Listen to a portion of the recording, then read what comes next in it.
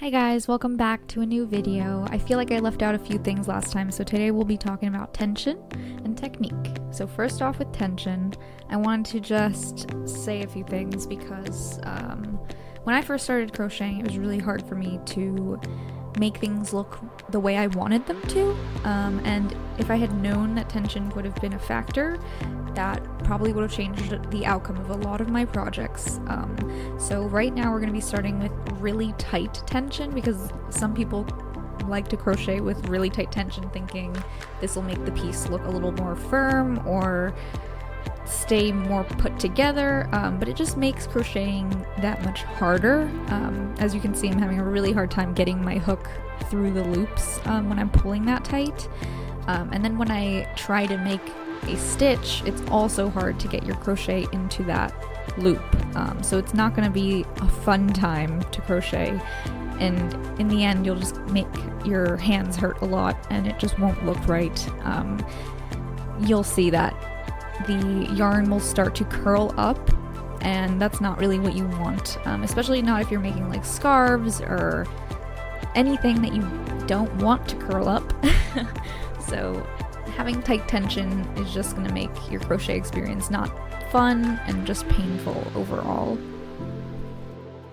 And as I was recording this, I did have a really hard time getting my hook into those stitches and completing the stitches.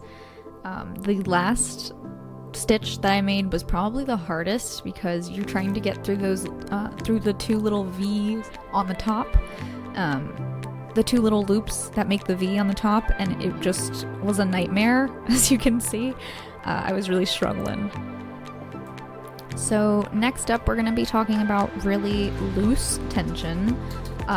This is the complete opposite, obviously.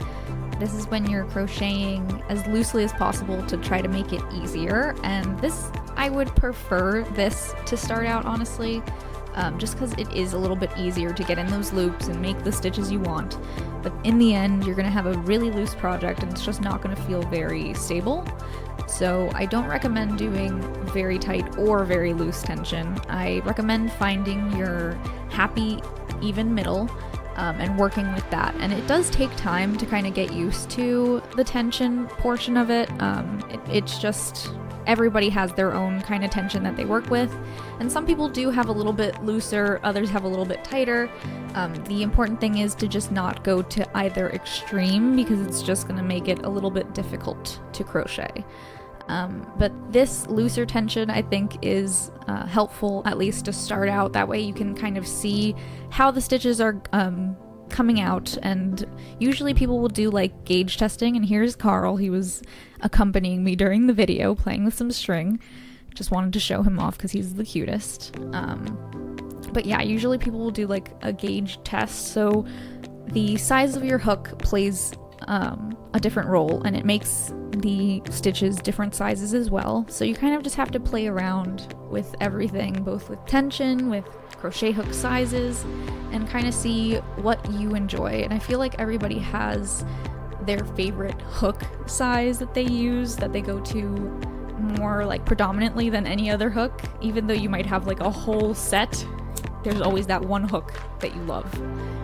And here is a comparison of both the very tight and the very loose stitches and how they came out.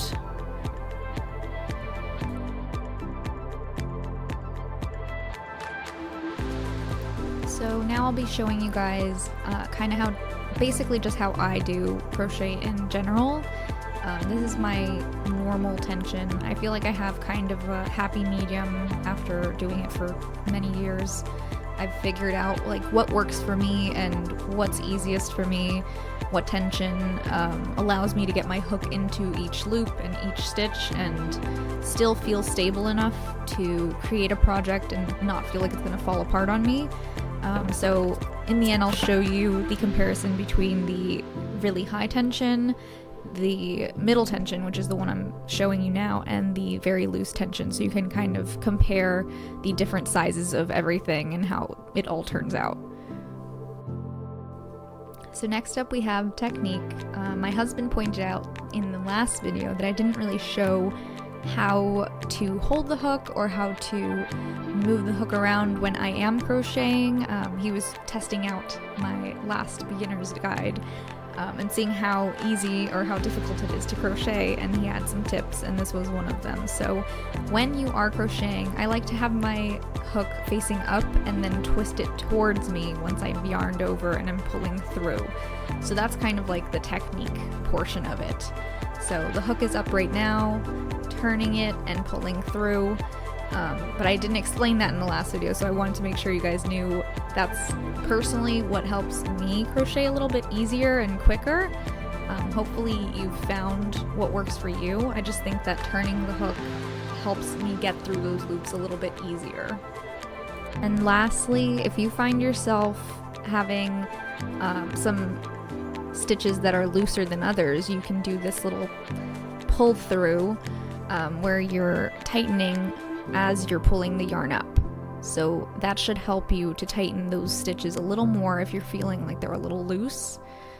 So you just pull up on your hook and then you pull back with your finger just to tighten it a little bit more. And that's it. That was the video for today. I hope you guys enjoyed it, and I hope it helps in your crochet adventures. Have a great one, guys.